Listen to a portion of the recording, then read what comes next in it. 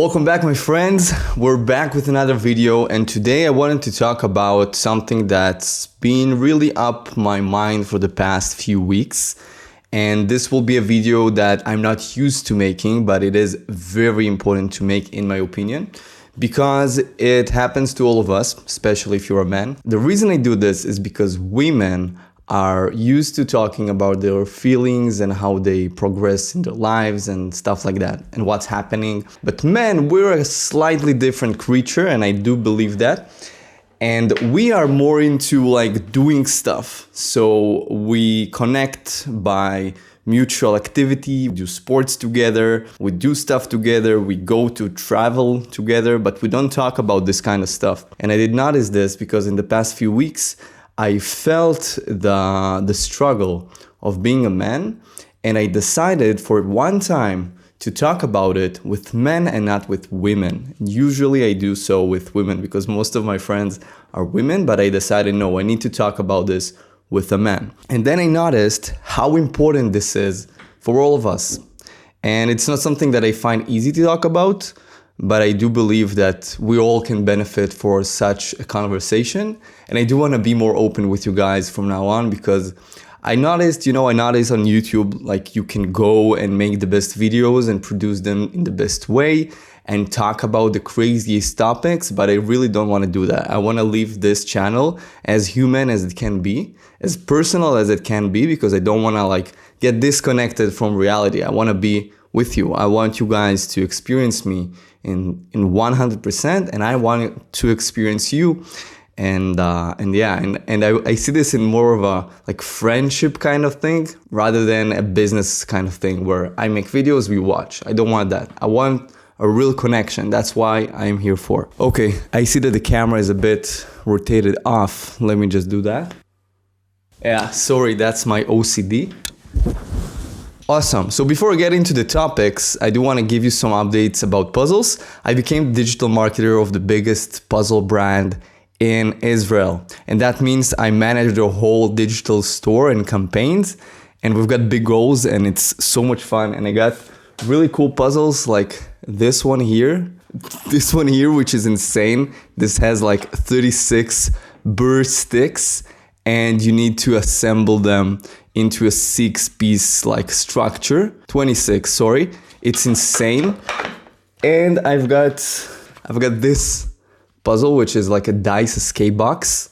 And I've got this, which is Cast Key 3, one of the newest Hanayamas. So there's been a lot going on in the puzzle sphere, and that's it. I'm super grateful, and I did want to share this with you because many of you guys have been viewers here since day one, and I truly believe that all of this and all of this progress and the sphere of puzzles and marketing overall is thanks to you guys, because you believed in me, you watched me, and you helped me progress to where I am now, and I believe that we'll get further even more the more time passes. So let's get down into it. Yeah, it's a pretty difficult topic for me to talk about, but I think depression in men is a thing. I'll talk about my own experience, and you can add down your take in the comments, but I've been experiencing on and off seasons of depression, and I've not been diagnosed until like last year, and it's even not like a real diagnosis, right? No one actually told me you've got depression. But I do feel like in certain seasons of my life, I have no will to actually do anything. I had times where I lay down in my bed for like days and days. And mind you, I don't have a 9-to-5 job, right? So I need to manage my own time. And sometimes I just didn't want to. And I do love what I do. I really do. But sometimes it just didn't have the will to. And this impacted me in so many ways. It impacted my relationships with family, with friends, my work, the cash I'm bringing home. Like many things have been impacted by this. And I think that the reason why it took me and still takes me a lot of effort to manage this thing is because no one talks about it, and men don't talk about it between themselves. Only until I dated like a girl that had major stuff of her own, we started talking about this stuff, and I noticed that I had all my life these episodes of months where I just don't want to do anything. And it's crazy, right? Like, how can you live all your life not knowing this? But well, it turns out you can, because we are growing up, numbing our own emotions, focusing on our mission and goals, and it's good. I think it's something that can coexist with understanding our own emotions. And in my last relationship, I felt something really interesting because I really loved her. It was amazing. We broke up not long ago. And in the beginning, I could emotionally express myself freely. But the more we went into the relationship, there was a dynamic there where I could not express my feelings at all. And this made a really interesting turning point, because when this happened, I couldn't anymore feel like I'm like in it. I couldn't express myself at all. I couldn't talk about my difficulties. I couldn't talk about hardships that I'm going through. And this made me into the toxic masculinity lifestyle man that struggles on his own, doesn't talk to anyone, figures everything out by himself. And it was super fucking lonely, you know?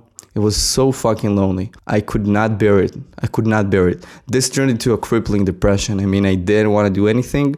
I didn't want to work. I didn't want to do nothing. Why is it this important for men to hear?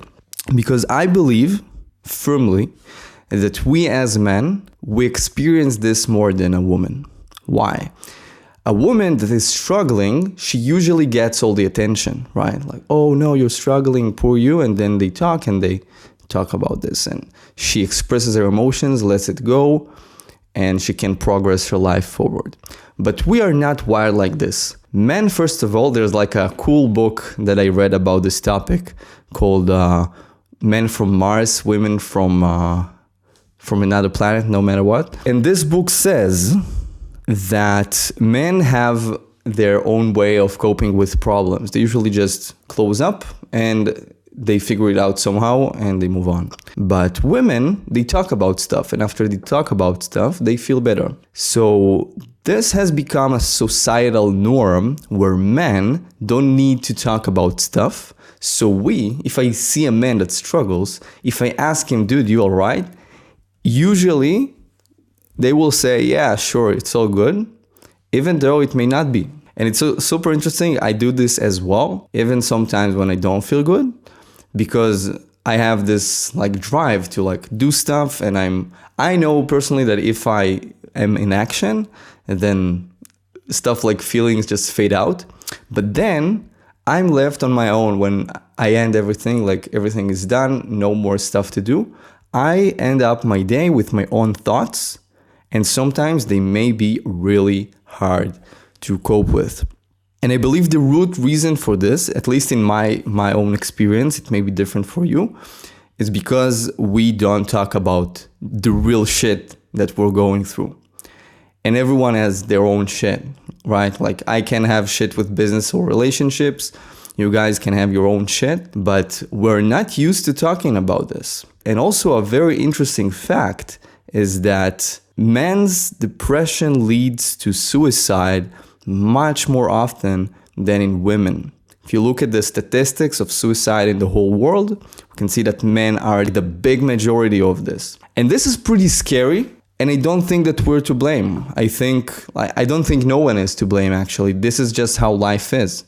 But I do think that every one of us can take this to our own consideration and start talking about real stuff with people that we like and people that we trust. And it's also very important to talk about this with people that won't judge you or tell you to get good or get stronger, because sometimes what we need to hear as men is not get stronger, is I'm sorry to hear this.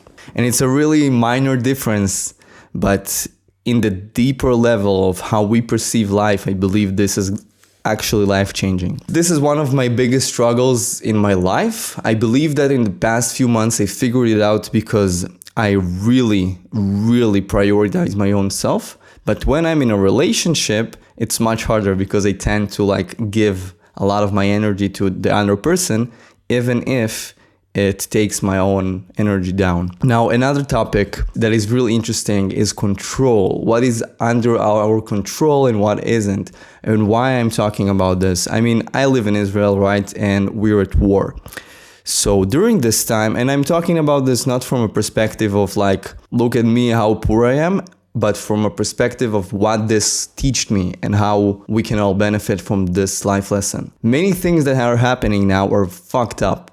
I cannot say that I like the situation, and I cannot also say that life has been better since, but I do believe that I learned a lot from the fact that so many things here are just beyond my own control. And there's a principle, a stoic principle that I learned from Marcus Aurelius and many other stoic philosophers that says that what is in your own control, be amazing at it. But if something is beyond your control, just leave it be and don't ever even consider it. Don't do anything about it. And I really agree with that. And the last a year and a half, even more, teach me this to an extreme level. I live with this every single day. What I cannot do and cannot control, I will just leave be. It can be other people's opinions. It can be other people and what they do, their decisions. I just leave it be. If I can control something that will bring a positive result, then suddenly I will try to be the best at it. But this split between things we can control and cannot control changed my life to a deep level. And why? Because a lot of the times I have this overthinking, anxiety stuff, and sometimes I just think too much. And when I know that something is beyond my control, no matter how much I think, do, act, talk about people, no matter what, this won't change. No matter what I do, I just leave it be, and I have less emotional baggage to carry with me. So I do really believe that Stoic philosophy is amazing. There was times where I liked it more and times where it helped me less, but this is a really interesting topic as well. The next one is self-improvement versus self-contentment. This is a big major struggle that I feel. As a man, I don't know how it is for women. I didn't talk about this with them, but I do want to talk about this with you bros. That we are many of the time striving to be better at something. It can be like lift more weights, it can be date better women, it can be make more money or whatever. Like everyone has their own places where they want to improve. It can also be on a more deeper level. I want to be a better person. I want to be more convicted. Whatever everyone is struggling and striving towards. Sometimes the self-improvement mindset of I want to get better, I want to improve this, I want this habit and this habit, I want to train 4 times and not 3 times a week. This can overwhelm us really easily. And there's a very thin line between self-improvement and toxic self-improvement, and between working hard and hustle culture. And the biggest thing is the thin line between self-improvement and self-contentment. And I believe something that I noticed in the past also few months is that when you are content with yourself, then you don't want to improve as much. You want to get better at stuff that you care for. You want to get good at things that you enjoy, and it's fun becoming better at stuff. But some things don't need improvement. I mean, if you play video games or play puzzles, you don't need to improve the way you do that. You just need to enjoy it and be content. It has been one of my biggest struggles in my whole life. And maybe you can also feel that in your life as well. Maybe not, that's up to you to decide. But many times when I do something that should be fun, supposed to be fun, I'm still in the mindset of how to become better at this, how to optimize. And this can sometimes be really good. Like in my work, it's amazing. This is what allows me to achieve more in my career. But in personal life, man, it's tiring, I tell you. It's tiring. Sometimes I just like go out and have fun and I come back exhausted because of this. An interesting topic to discuss. And like the thing here in this video that I want to really emphasize is I don't talk about this to find solutions, but to just bring it to our own consciousness and try to take this concept and put it into words, and maybe you guys can relate. Next thing I think is something that many people hear actually that that are watching may have experience, but also maybe not, about bullying in high school.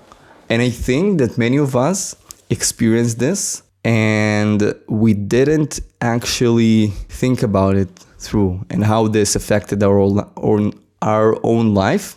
And I may be overthinking this, but I really think I'm not, because when I was like in the 6th or 7th grade, there was some, I'd say, major bullying cases. And I think that since then, it was much harder for me to meet new people. And I felt like life is super dangerous. And sometimes if I don't try and understand that this is like deep-rooted fears that are not necessarily what I want to live with, and then to this day, sometimes I can experience anxiety and social anxiety of coming up to someone that I don't know. Most of the times I don't have this. Most of the times I'm able to like manage it, but sometimes I cannot. And I do believe that the whole story of being bullied, or even some people may have been bullies, is something that shapes us as men. Because we are supposed, I'm talking about society, right? Everyone can decide for their own, but I believe that we as men are supposed to be able to conquer our own fears and to work with what we have dealt with. And one of the most important things in conquering our own fears is just to understand that we have a fear there, right? I can tell everyone that I'm good at talking to girls, but if I come to a girl and say hi and I'm super afraid inside and I do not address that with my own self, it will be much harder for me to do that again. And I think only by embracing our own, let's call it weaknesses or experiences and why we act in ways we act, only then we can actually start working with ourselves and loving ourselves and becoming better men. That is my belief, that is my opinion.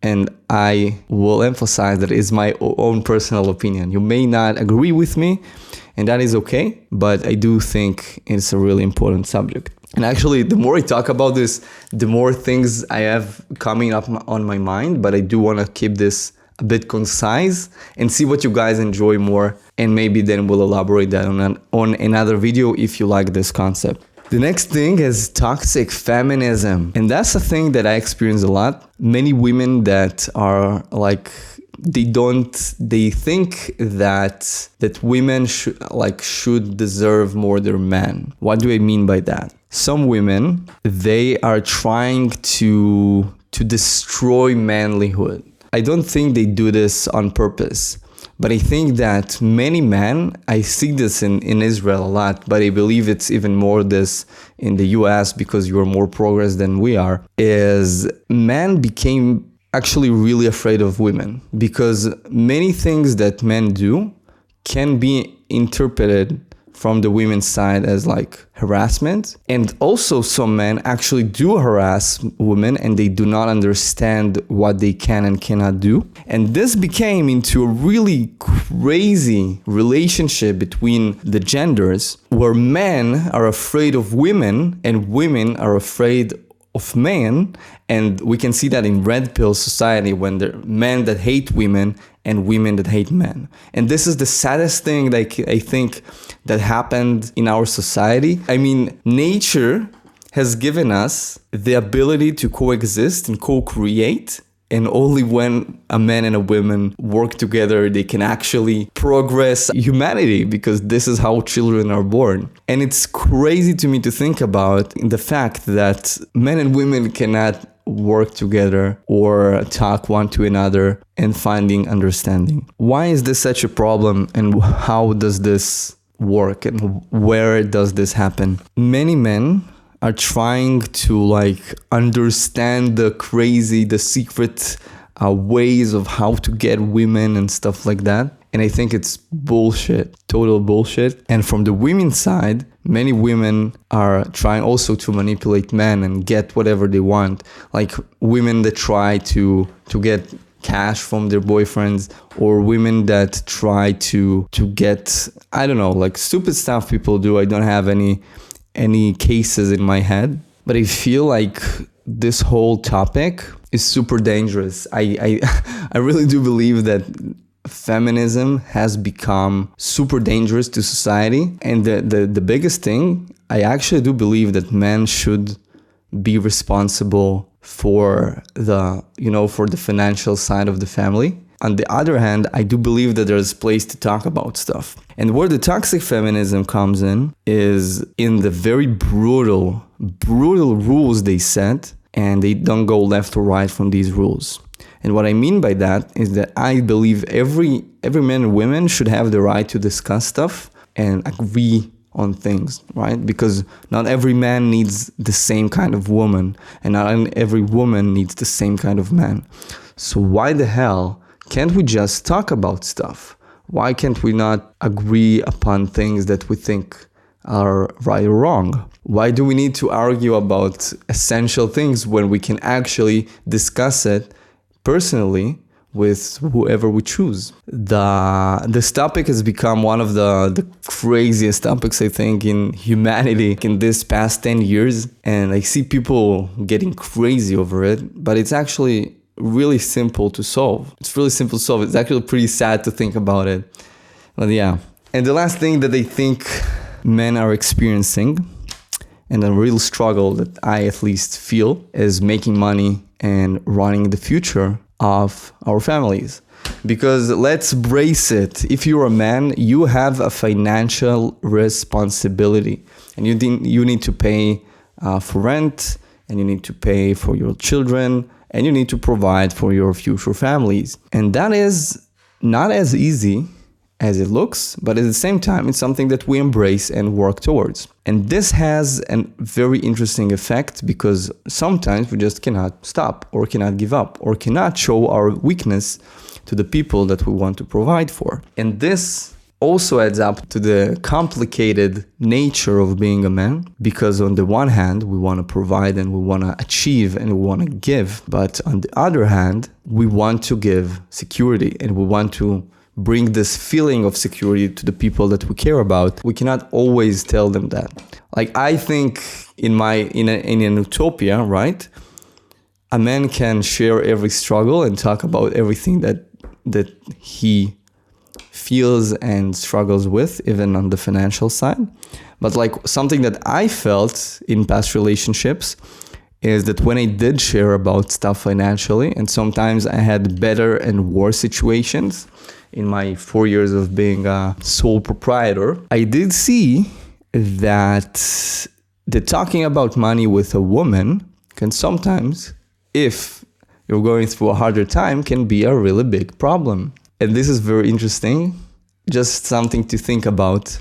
And it adds up to the complexity. So this becomes a really complicated challenge, because on the one hand, we are actually responsible for this. But on the other hand, we also need to say no sometimes. We also need to choose what we do and what we don't. And in the end, when we are the ones responsible for the future, then we are also responsible for a lot of very difficult decisions. And this brings me back to the beginning, when I said that women are fond of sharing their emotions and talking about their struggles, and men aren't. When we are left with all of this, we need to provide, we need to get dough, we need to give to our future families, but it is not combined with any kind of talking to our fellow brothers, understanding the problems, talking about this, solving it together sometimes, enjoying the process together, struggling, and also winning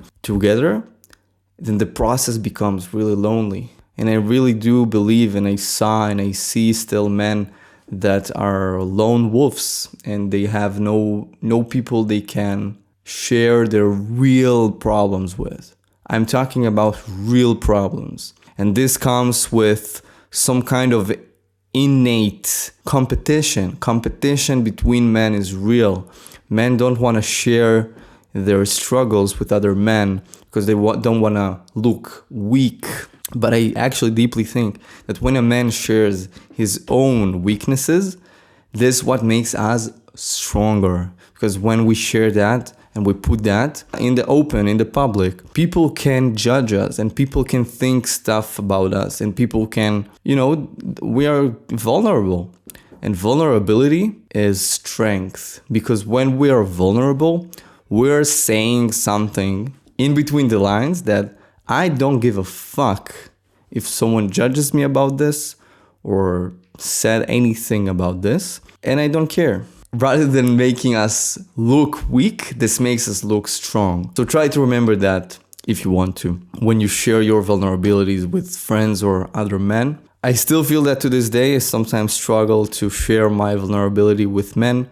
I find it much easier to do it here than talk about vulnerabilities with my friends. It's crazy that this is the world we live in, but I am trying to work on it. And this video is also one of the reasons or one of the ways that I'm working on this for myself. So if you wanna share your opinion of this or just talk about stuff that this video has made you think about or resonated with in your part, then feel free and I'll see you in the comments.